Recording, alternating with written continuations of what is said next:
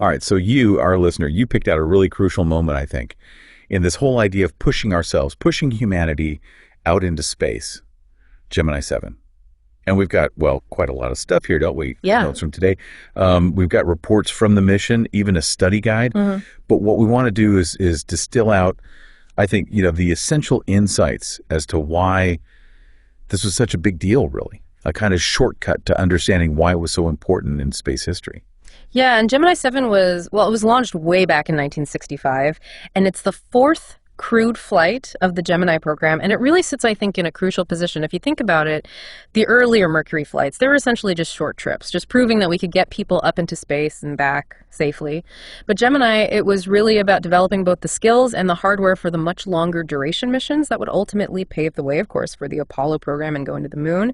And on board, we had Frank Borman, he was command pilot, and James Lovell as pilot, and this was both their first space flights. And one of the things that strikes me about Gemini 7 is it has this kind of dual purpose, doesn't it? Right. It wasn't just about, testing human endurance in space, well, nearly 14 days, 206 orbits, but it was also going to be the passive target for the first crewed space rendezvous with Gemini 6A.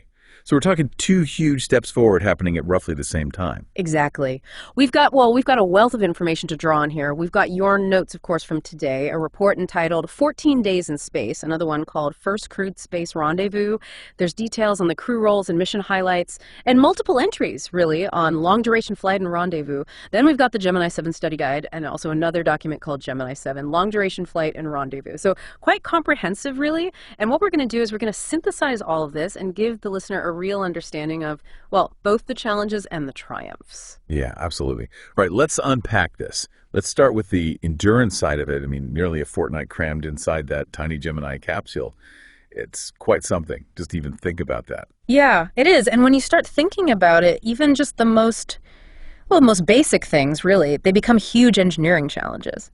I mean, just think about waste management for a moment. Right. This was not, a refined procedure that they'd been through many times before. No, absolutely. They were having to, the documentation mentions how they actually practiced stuffing waste paper behind their seats before launch. Wow. Just to get an idea of how it would work. That really paints a picture, doesn't it? Yeah, it does. And apparently when they subsequently opened the storage bins, there were noticeable odors emanating from them. Right. And then there was the less glamorous aspect. Yep. The actual collection of bodily waste. Now, the reports describe this as being less than enjoyable. And the urine collection device, that proved particularly problematic with instances of leakage. And it's interesting here because actually this experience prompted Borman to suggest a tube and valve mechanism for urine disposal. And this system was then adopted for the Apollo Command Module. A very practical problem leading to a tangible improvement.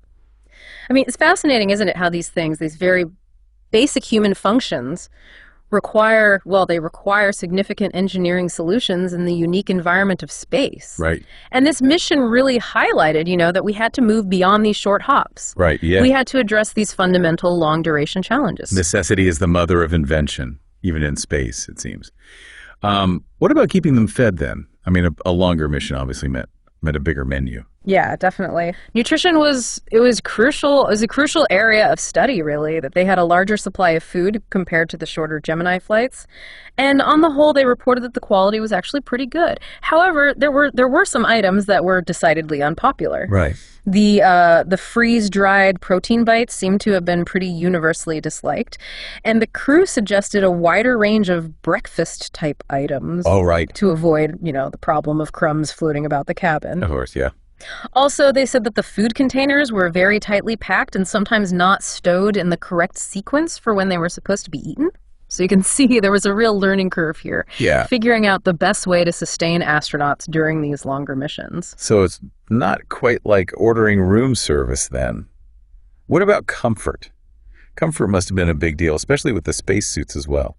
Yeah, absolutely. So they were evaluating a new lightweight suit called the G5C, had a zippered hood and a visor. On paper, it seemed like an improvement, but inside the hot and incredibly cramped Gemini capsule, wearing them for long periods proved to be pretty uncomfortable. And initially, NASA had stipulated that at least one crew member should be suited at all times. Which must have been a bit stifling. Yeah. They eventually relented, and allowing the crew to be out of their suits, well, made a big difference to their comfort and their ability to move around in that, well, extremely limited space. Yeah. Interestingly, though, the doctors on the ground, they were really keen to monitor the physiological effects of the astronauts in both the suited and unsuited states, so there was a real medical reason behind this as well. And it kind of emphasizes the constant trade-off, doesn't it, between these strict safety protocols and the reality of living and working in space. And I imagine hygiene becomes pretty important after nearly a fortnight. Oh, absolutely. And they learned from Gemini 5. Borman and Lavelle, they used an anti-dandruff shampoo for 2 weeks prior to the flight to try and reduce, well, the skin flake issues. And being able to get out of their suits did help with managing skin moisture. They were also provided with sanitation wipes, which were apparently very effective for keeping clean. Right. And it's these small, iterative improvements that progressively make long-duration spaceflight more manageable. So it's not all rocket science then. Sometimes it comes down to a decent wet wipe. What about the psychological side of it? I mean, being cooped up like that for that length of time, that must be a strain. Oh, it is, definitely. And they tried to structure their day with a timed workday that matched the prime shift for the ground crews. They even got morning news updates. One report even mentions them hearing a rather sobering report of an airliner collision. Oh, wow. And to try and combat boredom, they took books with them. Borman read Mark Twain's Roughing It, and Lovell took drums along the Mohawk. But despite this, Borman described the last 3 days of the mission as bad. Right. You know, really showing just how much of a strain it was psychologically to be cooped up like that for so long. Yeah. That's a very human thing, isn't it? It makes them very relatable, even though they're involved in this, well, this extraordinary endeavor, really. Now, beyond the human factors, the spacecraft itself had to last the whole time. Were there any technical problems? Well, yeah, there were. They had problems similar to what they had on Gemini 5 with some of the thrusters. Right. The post-flight analysis reckoned this was down to an older type of laminate in the thrust chamber. Okay. And exactly when and what impact this had isn't totally clear. But it is mentioned as being, well, a significant event. And then, quite late in the mission, on day 12, the fuel cells started to give only a partial level of power output. Now fuel cells, they're vital for providing electrical power on these longer duration flights. Absolutely, yeah. Crucially, though, the spacecraft had a backup battery system. Right. And this proved sufficient to support them for the remaining couple of days. It really underlines, doesn't it? Yeah. The engineering challenges involved and the absolute necessity of having those redundant systems. Oh, absolutely vital, yeah. So Gemini 7 was really pushing the boundaries of endurance, but it also played a vital role in achieving another big goal. Yeah. The first crewed rendezvous. Can you give us some background on that? Yeah, sure. The ability to rendezvous and dock spacecraft together in orbit, well, this was seen as absolutely essential for the Apollo program, especially the lunar orbit rendezvous strategy. Right. Now, the initial plan had been for Gemini 6 to rendezvous with an Agena target vehicle, but that mission was, well, unfortunately canceled due to a launch failure. And they desperately needed to master this capability, so NASA came up with this brilliant plan to fly Gemini 6A in close proximity to Gemini 7. Gemini 7 would act as this passive target. And because Gemini 7 was already going to be up there for this long-duration mission, it was the obvious choice to be the one just waiting there in orbit. So Gemini 7 was almost the stationary partner in this kind of orbital ballet. What did they have to do then to prepare? Well, after about 5 days in space, Gemini 7 carried out a series of orbital adjustment burns. And the main goal of this was to achieve a really stable circular orbit at an altitude of 162 nautical miles. That's about 300 kilometers. Right. And this orbit was designed to stay stable for at least 100 days so they could be sure that Gemini 6A would have something, a reliable target to aim at. So setting the stage for the main performance, really. When did Gemini 6A finally lift off? Well, Gemini 6A, that was launched on the 15th of December after a 3-day hold. Right. It entered a lower elliptical orbit, 87 to 140 nautical miles.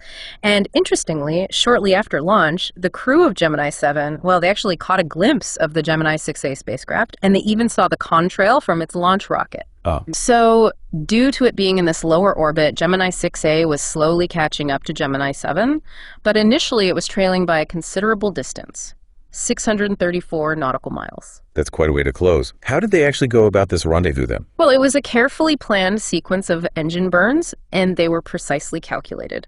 The first burn by Gemini 6A, about 94 minutes after launch, that increased its velocity, starting the process of closing the distance.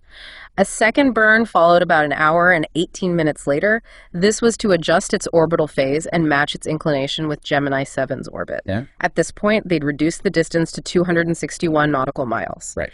Then, just over 3 hours into the flight, Gemini 6A's radar made contact with Gemini 7, which was still 234 nautical miles away. Go. A third burn then put Gemini 6A into a closer, more circular orbit at about 146 by 148 nautical miles. Yeah, it really does show, doesn't it, the incredible precision that was possible, even back then in the 1960s. Yeah, yeah. And that really laid the groundwork for all future crewed space rendezvous and docking, which was absolutely essential for reaching the moon. Right, yeah. So it's these incremental adjustments. It's almost like threading a needle in space, isn't it? Yeah, precisely. As Gemini 6A got closer, Walter Schirra, he was the commander on 6A, he actually handed control over to the spacecraft's computer for the final part of the rendezvous. And then, about 5 hours and 4 minutes after launch, Schirra saw Gemini 7, though he initially thought it was the star Sirius. Oh, right. A few more carefully calculated burns, and the two spacecraft were just 130 feet apart. That's incredible. Or 40 meters. Yeah. And what's really amazing is that all these rendezvous burns on Gemini 6A, they only used about 110 pounds of fuel. Right. So leaving them with plenty in reserve. That says a lot about the calculations and the efficiency, doesn't it? It does, yeah. What happened once they were in such close proximity? Well, for the next 4.5 hours, a full 270 minutes, the two crews, they operated really close to each other, getting as close as 1 foot apart. Wow. That's 30 centimeters. Yeah. They kept up continuous radio communication, and at one point they even managed to station keep for 20 minutes without using any thrusters at all. Gosh. That was really impressive. It is, isn't it? That level of control. It's almost like these two spacecraft were, well, they were doing some kind of delicate dance in space. How did they finally separate then? Well, as they were coming up to their scheduled sleep periods, Gemini 6A did a small separation burn. Okay. And it drifted off to a distance of about 10 miles, just to make sure there was no chance of a collision during the night. Yeah, of course, yeah. And then Gemini 6A successfully re-entered the Earth's atmosphere the next day. So, textbook mission for 6A then. Yeah. And all made possible by Gemini 7 being in the right place at the right time. I mean, the significance of that first crewed rendezvous can't really be overstated, can it? Absolutely not. It was a huge achievement. It proved beyond any doubt that two crewed spacecraft could meet in orbit. And this was essential. It was absolutely essential for the Apollo lunar landings. Right. Remember, they relied on the lunar module rendezvousing with the command module in lunar orbit. Yeah. Gemini 7's role as the target, it was absolutely critical. And the whole operation gave them invaluable data on the techniques and the fuel requirements for these complex orbital meetings. Right. So both the Endurance and the Rendezvous were big successes then. Looking back at the whole mission, how did the crew get on? And what was their feedback? Well, it's important to remember that this was the first space flight for both Borman and Lovell. Yeah. Now, Lovell, he'd been involved in that pre-flight evaluation of the G5C suit, and as we said, it wasn't the most comfortable. Right. During the launch, Borman reported feeling a bit of shaking due to pogo vibrations. But those are the longitudinal oscillations, that you sometimes get during rocket launches. It's the interplay between the thrust and the structure of the vehicle. Right. Now, Lovell, he said he didn't feel anything. Oh, right. Okay. Clearly, they'd taken Pete Conrad's advice from Gemini 5 and brought books to read. Yeah. And when they got back, their debriefings were really detailed.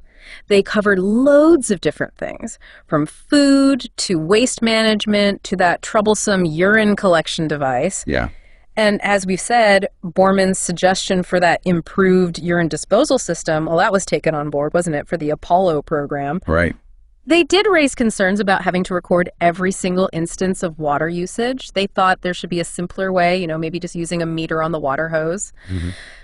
Despite all the various problems they came up against, though, their overall health and spirits were good when they got back, and they even joked about having been cooped up together for so long. That's a real testament to their professionalism and their resilience, isn't it? It is, yeah. And what about records? What about overall mission success? Well, the mission was a complete success on both its primary objectives. Yeah.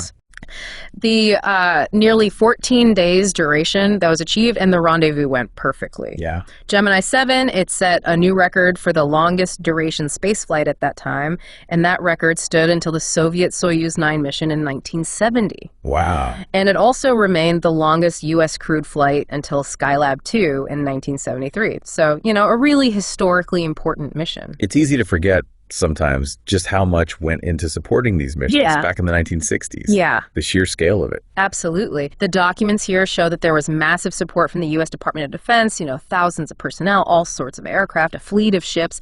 They all played a vital role in supporting both Gemini 7 and Gemini 6A. And the symbol of the mission, the mission patch. The mission patch is pretty symbolic. It's got the Olympic torch that represents the long marathon-like duration of the flight. And then there's a Gemini spacecraft and the Roman numeral 7th. Interestingly, the official patch that didn't have the names of the crew member on it, although souvenir versions did. And there's a funny little story, actually, about the backup crew who created a kind of spoof insignia. It showed an unlit torch and the words, "Need a light, Frank, Jim." Oh, that's great. A little bit of lighthearted camaraderie there. And if anybody wants to see a bit of this history, up close, where can they go? Well, the actual Gemini 7 spacecraft is now on display at the National Air and Space Museum in Washington, D.C. Fantastic. So to sum up, Gemini 7 really was a landmark achievement, wasn't it? Oh, without a doubt. It played a vital role in, helping us to understand how humans adapt to extended periods in space. Right. And improving this absolutely vital capability of rendezvous. And as you rightly pointed out earlier, listener, the challenges they overcame, they range from the everyday things like waste management to the incredibly complex world of orbital mechanics. Yeah. And the lessons they learned had a direct impact on future human spaceflight. I mean, just figuring out the basics of long-duration flight. It was a huge achievement. It was. It really was. Yeah. Right. Well, I think that brings us to the end of our deep dive. And it's been fascinating, hasn't it? I hope you, listener, have got a really good grasp now of this complex mission, without being completely overwhelmed by information.